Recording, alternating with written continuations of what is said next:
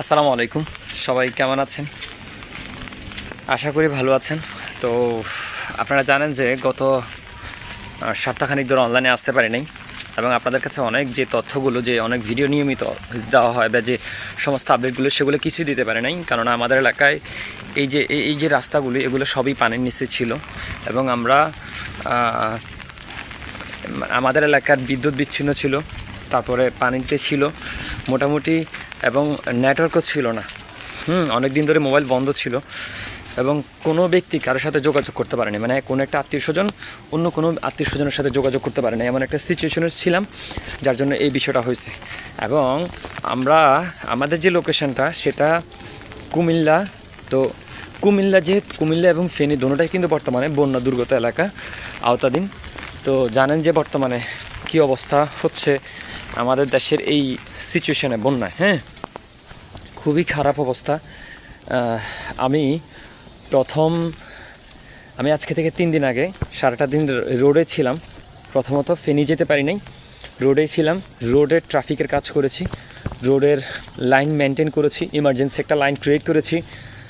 তো যেহেতু আমি ছাত্র হিসাবে আমার জায়গা থেকে আমি সর্বোচ্চ চেষ্টা করে সারাদিন ওখানে মাঠে কাজ করেছি।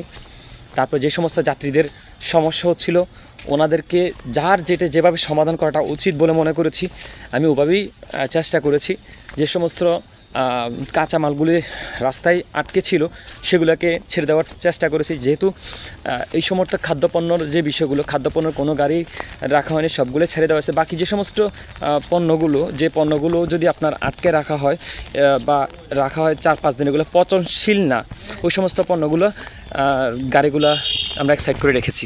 মোটামুটি আমি ইমার্জেন্সি লাইনটা ক্রিয়েট করে অ্যাম্বুলেন্স, ত্রাণের গাড়ি, তারপর উদ্ধার কর্মীদের জন্য, এবং পাশাপাশি যে সমস্ত ছোট গাড়িগুলি, মোটরসাইকেল, সিএনজি, ছোট ভ্যান বা পিকআপ, এই সমস্ত গাড়ির জন্য একটা ইমার্জেন্সি লাইন রেখে দিয়েছিলাম। তো এরপরেও সারাদিন কাজ করলাম আমি।